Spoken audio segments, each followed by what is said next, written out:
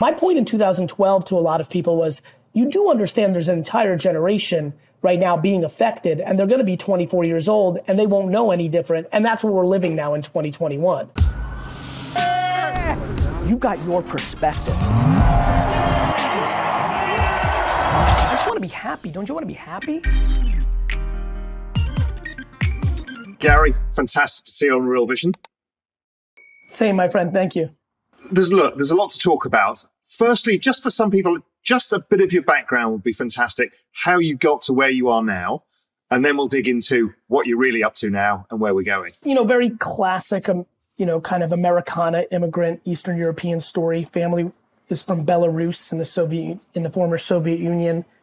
We immigrated here in the late 70s, 78, December of 78, right before 79.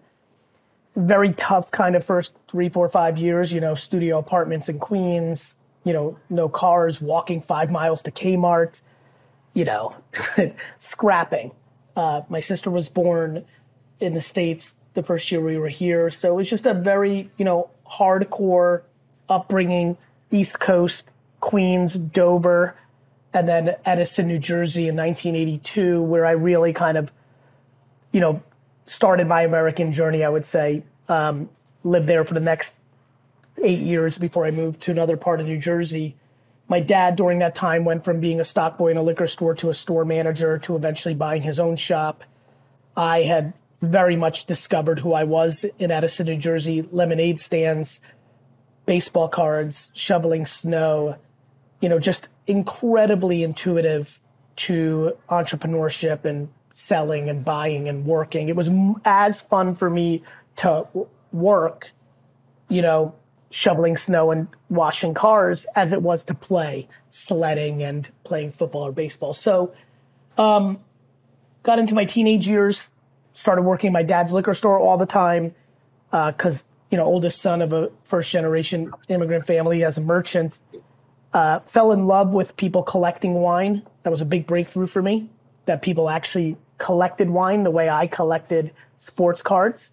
And that started a, 20-year passion of mine to build a large business for my parents. I was incredibly affected by having a great mother and having a hardworking father, and I was just extremely grateful. And I wanted to give back. And I kind of knew in my late teens, early 20s that I was talented in business. I thought it, I knew it. This is a very, this was a very different era, the 90s, 80s. Yeah. Entrepreneurship wasn't as accepted. It wasn't, this was the golden era of school and proper job. That's right. So had a lot of adversity from voices around me, teachers, other friends, parents. I was a DNF student and being told that I would never be anybody, that I was No, it was all about the credentials at that point. That's right. If you didn't have a degree or whatever, you were nobody. That's right. And luckily, I had a mother who didn't make me feel that way, and that was enough. All the voices versus hers. And I also had a real mission. I really, really wanted to accomplish what I'm grateful that I was able to, which was have a substantial impact on my family's business. And I did that and built my dad's business from a $4 to a $65 million a year business, and then kind of embarked on my own at 34.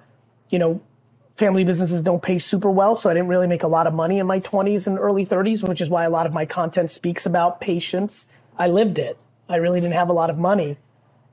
Made some very smart investments with the money I was able to save in those 13 years in Facebook, Twitter, and Tumblr as early high-risk angel investments. Changed the course of my career in a lot of ways. And then my brother was graduating college. We wanted to do business together, and we decided on a client service business, which, at that point, a lot of my smart friends, including Mark Zuckerberg and others, thought was not a good idea, wasn't the highest way to make money, wasn't starting a VC firm, wasn't starting a company.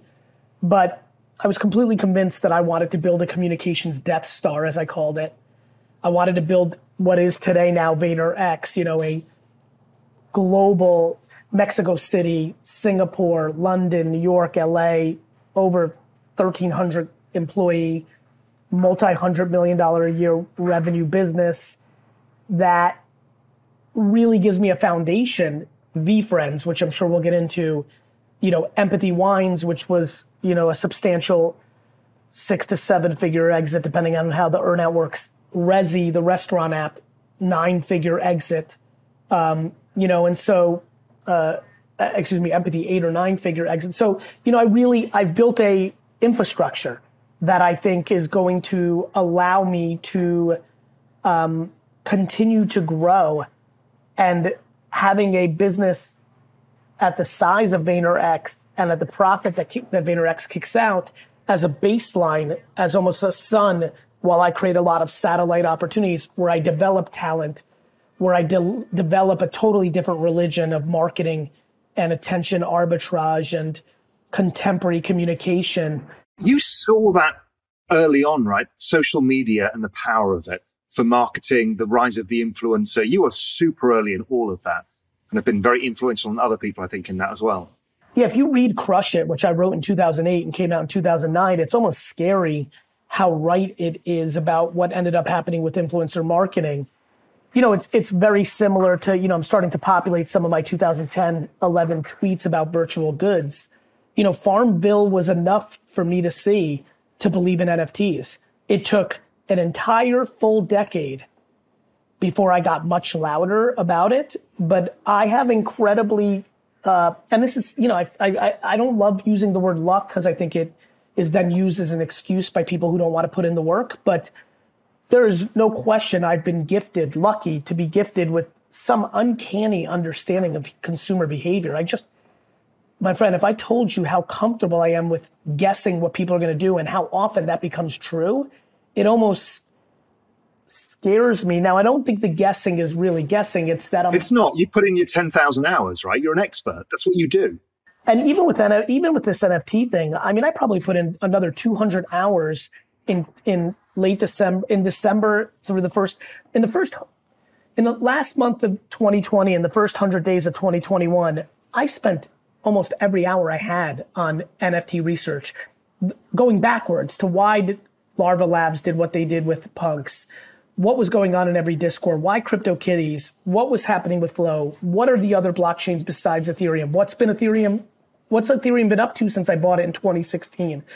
Just really went back and did a lot of homework before I felt comfortable saying, you know what, I'm going to talk on this in a much more significant way, and let's see where this takes us. Now, let's start your crypto journey first before we dig into all of this. When did that start? You said you bought Ethereum. When did you start getting aware of the space? And what did you think it meant then?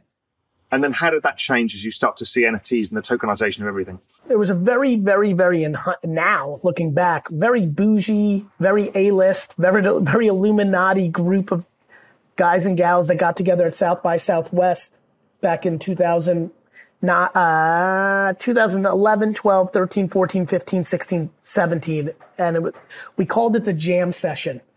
And Chris Sacca, Travis Kalanick, founder of Uber, Ashton Kutcher, Mark Cuban, Sophia Girlboss, and Josh, other people maybe not as crazy names, but MSG and Josh Ellman and Aaron Battalion and on and on and on. And Aaron Battalion is the reason that I bought crypto so early. He was the former CTO of Living Social, but he's a true technologist, like a real technical nerd. And, and in a jam session, quite a long time ago, I listened, didn't say a goddamn word for 2 hours as they talked about Bitcoin. It was the first time I'd heard of it. And it was just so over my head for a couple reasons. Unlike you, my friend, even to this day, my ability, my knowledge, even my passion around currency and let's say financier and financial is quite low. It doesn't grip me. It is not my deep passion or understanding. It doesn't come natural to me. Even like the concepts of central banking or trading currencies, it doesn't come natural to me. And I don't love it. But I was very fascinated by this concept of decentralized servers. It was so profound at the time. So that happened. I bought some, maybe 6 or 7 coins. I can't even explain how low it was. It was just nothing. Forgot about it. Came back maybe a year or two later, maybe 2 years later, jam session again. And this time, Aaron Battalion tells me about Ethereum. And that really caught my attention. Because I remember thinking Bitcoin was really cool and amazing and obviously has gone on to become what it became. And I thought of it as like, okay, that needs to become a central brand, like a Nike, like gold, like God, like school, like a diploma. That's a Harvard. That's a brand game. And if it wins that brand game, that's going to win. And it, by the way, it went on to do that. Yeah. Ethereum, I was like, oh, building on top of it and like the scale. And it really had these almost like Apple versus Android feelings about it. I remember thinking, right? Ooh, Bitcoin could go on to be Apple and Ethereum could go on to being Android, like a layer for everything else. And so I was very bullish on that and I bought a bunch of that. I remember right around that same time, my brother AJ and I got a bunch of Dogecoin, like for free or for a hundredth of a cent.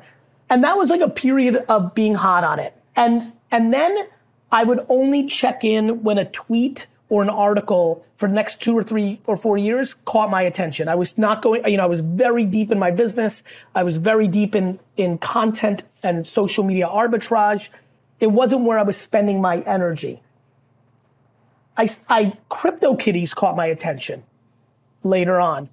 And I was like, that really, in the same way that I'm very hot now, the same reason I'm like, ooh, collectibles and trading. Well, also I was because, and I think what's really interesting about your story is you didn't come at this from finance. You came at it seeing different stuff. And I think this is correct. Important because this is, I think, where the future lies. So CryptoKitties, you see that, you're a marketing guy, and you start to think. And I start to think, I know why people will buy that. If this becomes like Bitcoin, the difference between an NFT and, let's say, a currency is there's a social signaling and a need to communicate it that is by default. When you say to somebody, when you drive a Mercedes-Benz or you wear a Rolex or you wear a $4,000 pair of sneakers, you don't have to say something to say something. Yeah. When you're sitting on $4 million or $40 million of Bitcoin, you have to say, hey, I have, and that puts you in a precarious spot. That's why cash is different than assets. And I understood that, and that came natural to me. Yeah, because humans love social signaling. It's a core part of being a human. It's the corest. Like to me, communication is what human beings are completely predicated on. It's why I bet the farm on social media. I knew that there was no way we were going to let it be a fad. And it's the same way that I know that NFTs will not be a fad. Now, much like social, much like Internet 95, when I first got in and launched WineLibrary.com in 96 and 97, which was crazy early to launch a liquor store's website. This is my third cycle back to pattern recognition in 10,000 hours. My biggest concern is that I know 98, maybe even 99% of the current projects of NFTs will be negative investments for the people that view them as long-term investments. Yeah. I think that it's not sustainable around supply and demand. And we haven't even seen the greatest intellectual properties enter the space properly. We've not seen Pokemon go properly yet. We haven't seen Star Wars go properly yet. Disney go properly, right? And so, and by the way, not to mention most sports outside proper football, a little bit with Sorare, and obviously the NBA with Top Shot, but we still don't have the NFL.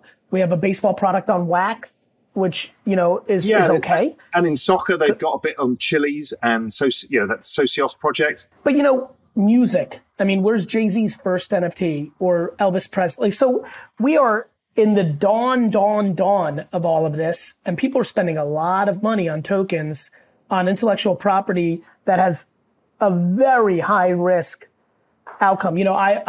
I've jumped into a couple of projects recently, more because I just want to support more diversity in the NFT space. I'm really enjoying some of the female-led projects, some of the minority-led projects. I think it's important because we, collectively, I get an incredible high, my friend, on the email of, hey, you showed me this world. Teaching someone how to fish has been my life. Best. I enjoy it. And so, it's tough, though, with something this new because you're yelling at one thing, hey, this might be the big thing for the next 2 decades, 99% of these things are going to fail. So what's the entry point? It's a very tricky game. I mean, I totally agree. So what gives you the bravery to jump and say, I'm going to try this out? Because that first step is the dangerous step, because as you say, it's so nascent right now that you don't know where it's going to go. We've all got some ideas and we'll get into that. But why did you take the first step, or how? Well, lack of fear. You know, I think with VeeFriends, it was right before Valentine's Day, I remember. So it was like maybe the 13th or the 12th. And I just had that eureka moment. I felt at that point I was ready. I knew enough. I knew exactly what I wanted to do. Dutch auction, on-chain, you know, utility-based heavily to hedge. You know, the fact that I wanted to build a 40-year intellectual property, that I'm going to do cartoons and video games and sweatshirts and toys. And, you know, I jumped in because I knew I wasn't going to lose. And more importantly, much more importantly, I knew that I was willing to die before I would let the people that invested in it early on lose. I knew that I was willing to shut down everything. That if, God forbid, I didn't see something or something was off, that I was willing to stake my entire reputation on the project. And that is why I did it, because I knew that I would go to zero, have a far less fancy life, to rest assured that the people that went in won. Because this is a key point that I've got with the space is many people come into the NFT space to extract value. They think they've got a community. The first thing they do is that, as opposed to having any utility or any community value proposition, they just take money out of the community. And we saw that with like the Kings of Leon and a few of these. Suddenly it collapses, right? Because what you've just done is take money from the community, give nothing in return, apart from giving one single person a product. And the idea is you have to build value. You have to build real, meaningful community value for it to have true value. That's right. I think that I was very comfortable with some of the cynicism from the OG NFT community when I announced it or when I launched it, because I understood I didn't have the audacity to think that they should have spent 20 or 30 or 15 or 10 hours on who I am, what my track record was, how I've done things. You know, I'm stunned by people's anger. You're not entitled to people putting in that kind of work. And I knew that it would take 5 hours, 10 hours for somebody to really understand that over the last 15 years, all I've done is the reverse. All I've done is given more to my community than I've asked for in return, which is an incredible formula for an NFT project. That's been your business model. It's been my business. And it's been based on this concept of 51-49. I have always felt that I was talented at such a level that if I was able to get 49% of the value of any interaction, that I would have plenty. And so it's an incredibly simplistic mindset, but it's allowed me to have a far better reputation with anybody who's actually ever interacted with me than the perception. And that's what one can only hope for. Too many people walking around Earth right now who have good reputations on social media, but not with the people that actually interact with them. And I love what my reputation is with the people that interact with me. And I knew that I was going to bring that to the table. And I knew what is happening now was going to happen, which was 60 days, 100 days, 600 days, 1,000 days later, one by one, the individuals that took a shit on me or who spit at it, you know, if they had the humility and if they were gracious, would come out and say, and I've been incredibly flattered. I'll say this. It means the world to me when a stranger shits on me and says I'm the worst. I don't even hear it, but I'd be lying if I didn't say, and I don't get the accolades either. When people think I'm the greatest, I don't get high, but I'd be lying if I didn't say, when somebody comes out and says, I thought you were a fraud, or this was a rug pull or a cash grab, or you were just another one of those, and I've had a little bit of time to look into this, wow, or kudos, or hat tip, it means a lot. It means a lot to win someone's respect who has a bad feeling towards you, and I enjoy that feeling. And people have got to understand that you particularly put yourself out as the product. So if you were to betray that, you've lost all trust and integrity, in which case your brand goes to zero. So you're highly incentivized to absolutely make sure it goes as well as you possibly can. Nothing can all be guaranteed as a success. The day before VeeFriends launch I'm at the height of my financial life. And that is completely built on my reputation. Yeah. So I think to your point, and it's very clear to me that you have a good sense of this, I had everything to lose, but that was the best part because I knew what I said to you was true, which was there just was no outcome. If for some miraculous reason 87 things went poorly that led to a shit show, I was going to give everybody their money back. There's no outcome where my reputation doesn't trump my bank account. And that's not saying you think that the tokens can go up or down in value, but it means that you're there to guarantee the rug pull, that this is not that, it doesn't go wrong. You know. It's whatever the reverse in this space of a rug pull is exactly how I went into it, which was I was going to backstop it financially if again, many things out of my control went horribly wrong that I couldn't have saw. I also know that I'm going to make Empathy Elephant and Patient Pig and, Entrepreneur Elf literally commercial successes. Talk me through the vision. So you create the characters, you create the NFTs. What are you going to do with all of this? Where is this going for you next phase?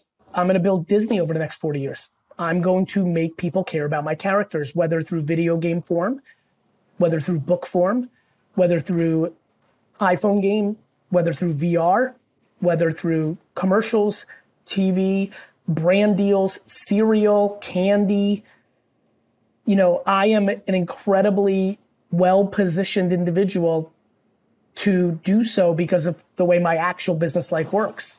So what you've essentially done is lay out your stall for a vision of the future to say, look, there's a great business opportunity here to do this. People can get a share in the value of that network that you're going to create. And then you're going to go and create that. And that's right. If it works. This was the first time that people had an opportunity to invest in me, in theory. Right? Yeah, exactly right. And for me, what I really like, and this is where NFTs really caught my attention. Let's say we're trucking along. My intent is that these are the original Disney cells. Let's start there, right? Yeah. There's no commercial rights. There's not, these are Disney cells, right? The original drawings. That's why I drew them. I wanted it to have the real provenance, like truth, right? These characters from my drawings will develop into things that are far more beautiful for film and television and merchandise, right? In 12 years, if I'm trucking along with this project and I don't like the price of the tokens, I don't feel that my community has extracted enough value, that the rookie cards are just not worth as much as I had hoped for them, even though the enterprise is making hundreds of millions of dollars in these other activities in merchandise, IP extraction. Well, I am in control. I can do a movie deal that is direct to, that has huge economics. Finally, it hits. I have my big thing. And if I decide that I want to give 20% of the box office to my token holders, I can. And that kind of power to support your community is extremely attractive to me because I have the ability to make this community whole if I don't like where it's at. Now, the lucky part is, for me, is I did a lot of things well. And Jim and everybody at NFT 42 deserves a lot of credit. I did a lot of listening. I'm very happy I went Dutch auction. It allowed a lot of people to get in. I also like that I had a glitch with my MetaMask and the gas fees looked high. And because it was a Dutch auction, a lot of things started tracking down. I also like the fact that the far majority of the people that actually bought it were people that I put into a Discord months earlier, educated them on ETH, MetaMask, OpenSea. So what I have now is a stunning percentage of the people holding the tokens were non-crypto native individuals. I'm very proud, especially as I watch all of them now diversify and get into all these other projects. There's not a lot of people in 2021 who've brought brand new people to the space. And I take a lot of pride in that. And I think that is really going to be my legacy over the next 24 months between my public appearances, where my brand goes into different places, my impact of working with brands with Vayner NFT, my consultancy company. I have a lot of pride in this statement. I think I'll be at the top of the list of the humans that brought more people into the space, which inherently helps everyone. How are you thinking through, when I look at this space, I think the biggest thing that's coming is community tokens overall. So even when I look at, Facebook DM that's coming, right? People think it's this stable coin. It's actually the world's biggest community token. Yeah, it won't go up and down in value with the value of the network, but that's where this is all going, right? You can coalesce massive groups of people with a community token, share the economics, and it drives network effects. All they want to do is promote you and the product. In theory, it's actually a very simplistic concept, right? If you decentralized, well, what's left? The humans that create the demand and the community that it supports. That's right. Right? So for me, all those people who cashed in for a quick, this is why patience is the greatest gift. To me, my ability to run a marathon versus a sprint, think about, I mean, the sheer economics of the people that have already won on my play, and I haven't even launched the 3 super conferences yet, and all the things I'm actually doing.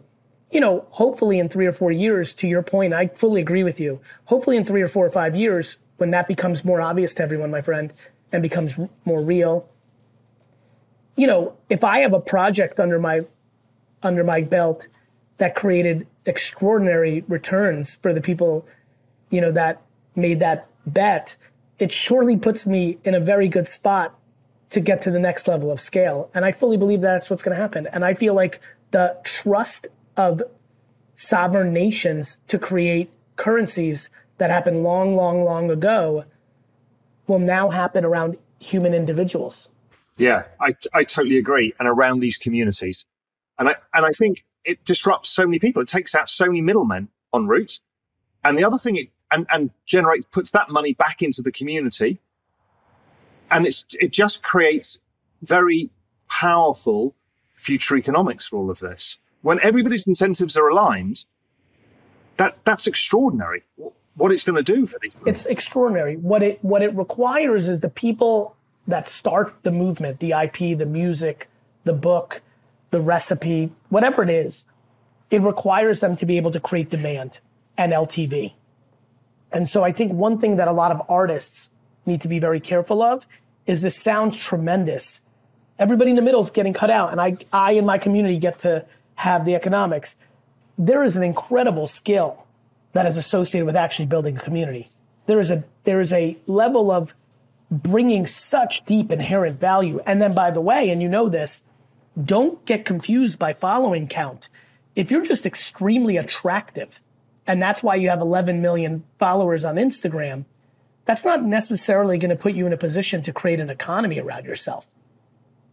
You know, for me, I was very unique. I've spent the last decade creating free content that has impacted people to win mentally or financially without very little ask in return. Creates a very different relationship than somebody who had great abs and never had a shirt on and had a 10 of 10 face. You know, that's a very different relationship. That's right, because it's not adding necessarily value. It's adding pleasure because somebody wants to see somebody with good abs. But yeah, and escapism is an incredible value proposition. I will tell you, in my most stressed days, going to Netflix and watching stand-up comedy brings me incredible value. Yeah. It really does. I'm just not sure that I want to support Dave Chappelle's economy. Not because, by the way, I think Dave Chappelle is, and the reason I use him as an example, he might be one of the most thoughtful, bright comedians I've ever seen in my life. I just don't have a great sense of, is he willing to put in the time to his community, create access, create a monster relationship graph, know how to build intellectual property that scales outside of him. Those are very, very, very, very different realities. Because most people have a one-way relationship with their audience, they push content out and then get paid for it. That's it. That's right. And don't forget what famous people are accustomed to. They're accustomed to taking a big bag up front, and then an organism in the middle is actually figuring out those economics of leveraging the upfront, right? You know, what's been so great about my career is I've always done things for myself, but even when I play that role, let's say in my book life, I always know that I don't like my deal with my book publisher. But I've used it historically as an upfront cash flow model for me because I was pouring all my money back into building my businesses. But today, as somebody who just finished their final book of their book deal, HarperCollins is going to have to come to me with a very aggressive offer to take me out of the equation of launching my next book as an NFT. You know, I mean, why? I mean, because they're, instead of them being my upfront money, I can easily, NFTs are absolutely now the funding mechanism to projects. Well, it gets rid of VCs essentially. Like I think so. Right? We at Real Vision, we've raised all the money we've ever raised at Real Vision, about $60 million, has only come from our members. We've never taken outside capital. There's no reason to. That's the power of community. Now, if you tokenize, you have direct access to the capital of your community. What I love about it too, and it was funny where my brain just went, I'll go there again because I don't think people talk about this. I love this idea of coming through for my community no matter what. Let me give you an example. This is very interesting, actually. I have hated raising money my whole life. I've done it a couple times for a couple startups, and it's been the worst experience. I don't like asking for money. So much so that both times, Resi and Empathy, Resi, the restaurant app I sold to Amex, and Empathy, the wine brand DTC that I sold to Constellation. Both times I secretly had a bank account that had the entire capital raise sitting in cash in case I had to. So what I like about NFTs though, is I would feel much more comfortable doing that. I'll tell you why. Once they own the token, I can work for them forever. I could fail on my book, on my restaurant, on my startup, and still come back and say, hey, if you still hold the Empathy wine token, go connect in here, and now you're getting 20% of my speaking fees in 2024. Like, I'm in control of always making good. So I think people like myself, organizations like me, humans like me, actually are in a much better place because I never, ever felt great about raising capital, but selling an NFT that has a functionality to something I'm doing, that even if that thing fails, my ability to come back and say, I'm going to do this is an incredible, incredible opportunity. But the other thing that somebody brought up to me the other day is the fact that because it's on the blockchain, this stuff never dies. So you're 90 years old and you're still owing value to those NFTs. It's quite scary. It's literally the best. I'll tell you, one of the things I'm most excited about is the idea of buying some NFTs that launch today in 31 years. Like, I've always talked about refurbishing old IP. What if Bored Ape Yacht Club doesn't make it? And let's say it's dormant for 20 years. No different than the A-Team or Happy Days or Smurfs. You know, it's been so hot during this special year for NFTs that I bet you in 22 years, if I bought that up and refurbished it and reminded people of the great year of 2021, the way toys work, the way nostalgia works. So I'm already, I mean, it's the reason I'm buying up curio cards, right? They're incredibly underpriced, in my opinion, for the ability to eventually, and maybe something pops up because the archaeologists are still looking, but as of this point, if that truly is the first NFT project, compare those prices to CryptoPunks, there's an incredible opportunity of that being and by the way, that might be somebody in 11 years saying, wait a minute, and they're the Madonna, they're the Michael Jordan, they're the LeBron James, they're the whoever of that era saying, wait a minute, curio cards is first. This is the coolest. I'm putting this on all my clothes. I'm getting a tattoo. You know, the Post Malone or Lil Uzi Vert of that moment, or the Kardashians of that moment, and that's amazing because that's the beauty of authenticity on the blockchain. And also the policy, the value of nostalgia, considering we've just had the biggest age demographic of all time, the millennials now.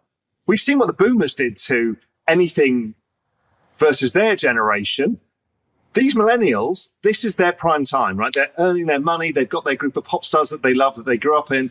All of this is going to be worth a fortune to them in future because it'll be the story of their lives. I think that's right. I think that you're also talking about Gen Z coming up the ranks where they only know about spending money to get a Fortnite skin, to get a Roblox upgrade, to get Madden points, to get NBA 2K points, There isn't a 15-year-old or under in the world right now that doesn't understand the logic of Mom, Dad, give me your credit card. I would like to spend actual money to get these points in this environment where I have my social currency, I have my identity wrapped up in. And if I can get, they would rather get $100 skin in that game than $100 pair of sneakers. They probably want both because they're kids. Once that hits scale, that was always my point about social media.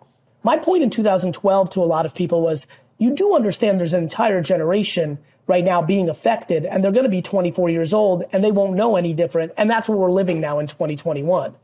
We've got an entire generation of 24-year-olds who started with social media at 11 or 12 or 13. It's just their life. NFTs are just the completely scaled version of video game and gaming dynamics that have completely and utterly penetrated everybody on earth under 15. So they'll only live in this reality when they're 25. So that's the next question, is you're obviously thinking, knowing you for the short period that I've known you, you're absolutely thinking about the metaverse as well, because that's where this is all going. How are you thinking of that? Because obviously you're creating these characters. They're not going to live on a cinema screen. They're going to live in the metaverse. That's right. And I'm a big fan of both. I'm a big and versus or guy. I want, one thing for everybody who's listening, because I know a lot of people are going to tune in, given our two worlds. This concept of or is devastating. When you're long Bitcoin, and you should be, but if you're spending most of your time shitting on any alternative coin, that's bad energy spent. I'm watching all these people in NFTs saying kumbaya, kumbaya, but the second that somebody promotes an NFT that they're not a part of, they shit on it. And it's so fascinating to me. Wrong. It's just wrong. It's wrong. It's a bad way to play. It doesn't work out in the end. Nonetheless, you're exactly right. And the way that I'm doing that is I'm already, I've done a couple of interviews in the metaverse. I'm spending a ton of time with Facebook. I think Facebook is way out ahead. Talk about a potential underpriced arbitrage. Yes, I've been talking about this forever. Facebook. They're so far ahead. And if you know who Andrew Bosworth is, who's leading kind of the Oculus VRA, he is. Somebody was going to introduce me to him today, actually. That's amazing. He's so talented. It's scary. He's truly one of the few people I've met in business in 25 years that I would blindly bet on. That gives me triple confidence.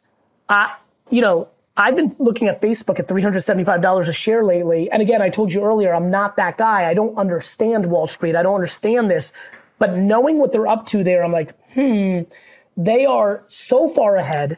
They own Instagram. So they have this contemporary scaled machine. If they nail their timing, it's going to be a windfall. And so you're right. I've been spending, a ton of time with them, to give you a little exclusive, quite a bit about how VFriends shows up in that world. And I'll be there 2 years early because the space is big. But what I'm really good at and what I really do focus on is timing. So when I say I'll be there 2 years early, I'll be flirting with it. I'm already having Metaverse, Oculus, Decentral. I'm already doing plenty of things. The thing that everybody saw from me in January of this year where I'm like, ta-da, NFTs, that may be 3 years away because I don't like to do that until I think that there is a scaled consumer event going on. Why? Because if people jump in, when you're too early, you lose the most. And here's why. When you're too early, you're going to lose on the economics and the opportunity. And then the reason I say you lose the most is because then it really hurts 3 years later when it happens. Yeah, exactly right. I saw a kid tweet today. He said, guys, I'm really mentally struggling. I had a $35,000 position on Axie Infinity 3, 4, 6 months ago, what he said. He goes, it's worth, $1.3 million right now. And I'm a young kid with no money. I'm really hurting.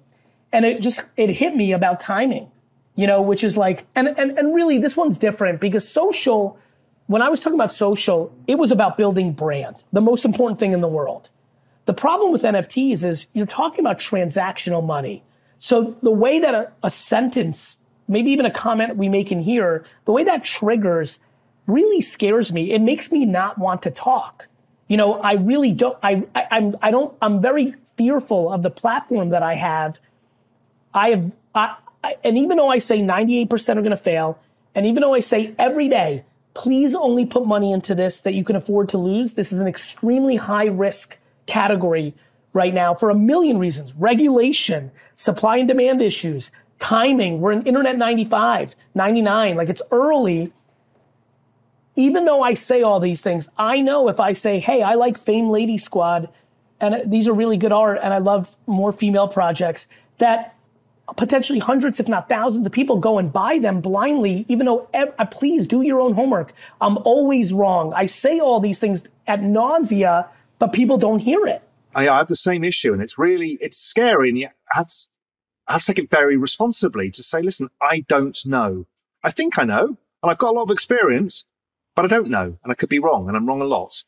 And, because, people carry their hopes and dreams, particularly in a space like this that's so new and moving so fast.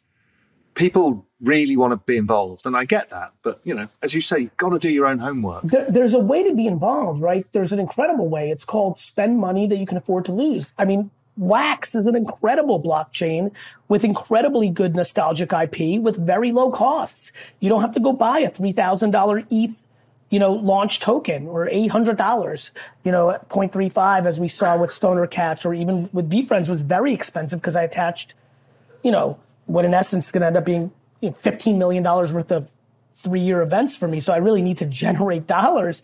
And there'll be more, I think, as people dissect VFriends over the next 3 or 4 years, 6 to 12 months, I think more people will look at it and understand it. And I think you'll have more expensive NFT projects because it's not just about the art. Right now you have a flooding of people that have copied Bored Ape Yacht Club's naming dynamics. And now you have Skinny Snail Thursday Club, and you have like extremely happy hamster crew, and and there's very little underneath other than we'll let you share in the economics. Well, guess what? Owning 50% of something that's worth zero is zero. 99% of these people are not going to be able to make their IP mean something. And what is bad about this space is everybody will lump everything in together. So we know that one of these big projects is going to go to zero. Correct. And they will go to you and say, see, Gary, it's all a bunch of shit. You're just conning people. And this is the annoying thing. And I'll say, if I was making content in 1999, when I told everybody the internet was the most important thing that had ever happened in our lives, and the stock market collapsed, and it was death on Wall Street, and everybody who invested in pets.com shares went to zero, I would say, okay, but guess what? Amazon's $5 a share. I think you should buy it. Yeah, exactly right. Because when you look back on the chart of the NASDAQ back in 2000, it's feel really dramatic. It now looks like a little small bump on the road because what came after it was in that. And I think what keeps me calm at night, lets me put my head on my pillow, is there is no way NFTs, or by the way, the word NFT could change. That's how early we are. Oh, yeah. We called social media Web 2.0.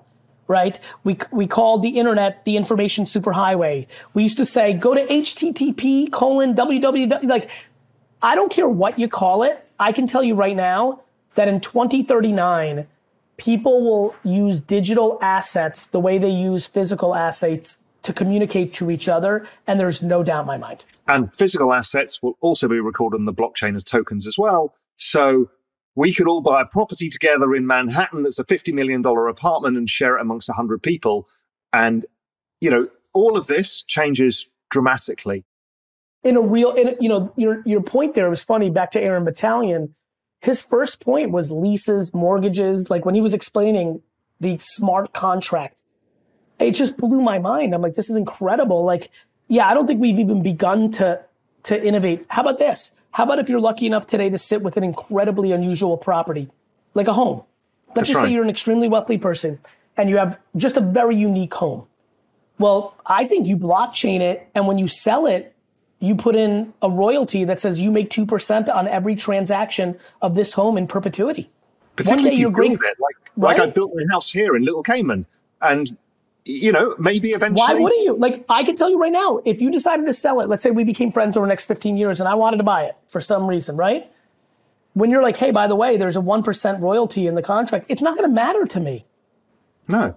But I'll tell you who it's going to matter to, your great-great-great-great-grandchildren, when it changes hands for the 5th time, and for some reason they get a $800,000 check in the mail or an $80,000 check in the mail, they're going to be awfully happy with great-great-great-great-granddaddy figuring out why he understood the blockchain. The other thing I'm looking at is also IP rights. So let's say you're a pop star, you've just started your career. And to your community, you sell the first year's IP rights. You share in them. And they pick the song that they think is going to be a hit. There's going to be millions of people on TikTok trying to explode the content, getting it everywhere, because that's their job.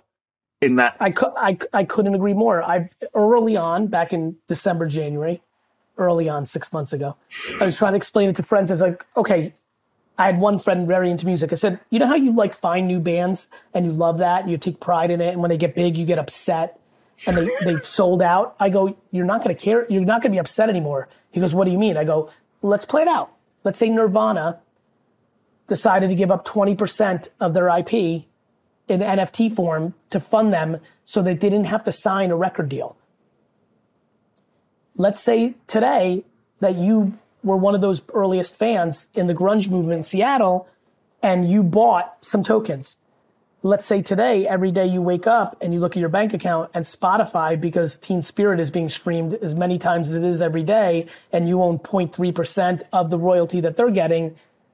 This is going to be the greatest revolution of people being able to support artists they love and actually make incredible economics for being right. But also it makes culture an investment. And it's also because of the By the way, let's stop there right now. I just want to make sure everybody who's listening, and obviously if you're listening, at least half of you, because I'm sure I'll bring plenty of people to this, your incredibly handsome, smart host here just said the only thing that actually matters. And it's the reason I'm so in. The only thing I've ever understood is the stuff that's unseen. The reason the black and white of finance world never clicked for me is because I was the best at gray, and I understood it so well that it just became my passion and my obsession. When our great host here says what he just said, and that's why I had to jump in. And there's a lot of ramifications about this, by the way. You know, there's a whole counter to what we're about to say that will play out 20 years from now that will change the world in a way that you can't imagine. The purity of culture has been incredible because it wasn't economic between the end audience and the person. There was always something in between. But over the next 30 years, here's what will happen. First, in the first 10 to 15 years, is what we just talked about. Culture will become financialized. Value, community, brand, it will become more literal. The back half of that 30-year period, people will start to gain that, and the purity of it will actually have an issue. And that'll be very interesting to watch what that actually manifests. But let there be no confusion. That statement was the most important. As much as I've been yapping, the tokenization of culture is exactly right. It's the only thing I've been thinking about the whole time. And it's going to be a big fucking deal.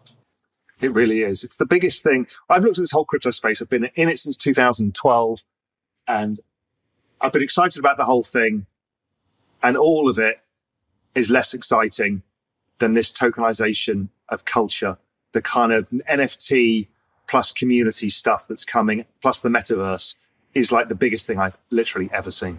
I think that's right. And I think, you know, I don't know if I have more respect for the OG or enthusiastic Bitcoin community. You know, they get mad at me when I do podcasts, but I always say to them, please don't be mad. I'm actually complimenting. I think it's so big that I'm just curious what sovereign nations are going to do. I don't know what else to tell you. It's, you know, it's actually the greatest compliment. It's not an insult. I don't not get it. I think I get it so much that I'm like curious because I think it's, you know, a big deal and really cool. And I love that.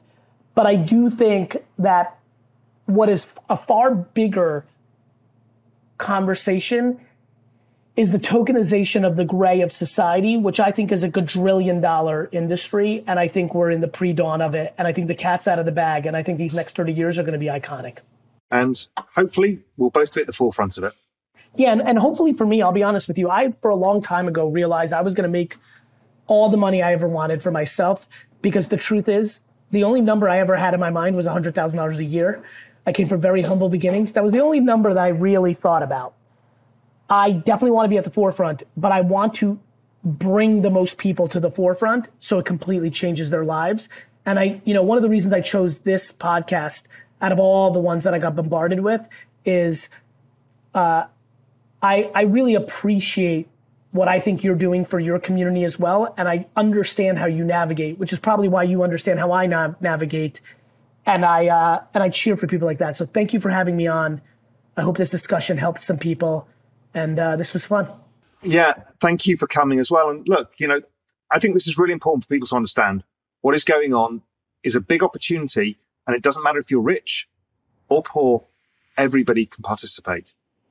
Yeah, I mean, look at Axie, look at Bored Ape Yacht Club. These are things that were incredibly inexpensive, and this is a transcending half decade in front of us around this, with the potential of an 18-month winter within it, which is going to be an incredibly fun thing to watch of people who they have conviction and who doesn't. And so I just wish everybody great luck, but most importantly, do homework. Do not be influenced by me, him, or anybody else. Do your homework, rely on your strengths, make your own decisions, and play with things that you can afford to lose. I think the opportunity is real as well. YouTube watcher, what's up? It's Garyvee. First of all, thank you so much. I hope you're doing super well during these times. I also want to ask you, please subscribe, because my commitment and exploration of YouTube is about to explode. Stories, polls, more content, more engagement, more surprise and delight. This is the time to subscribe. I hope you consider it, and I hope I see you soon.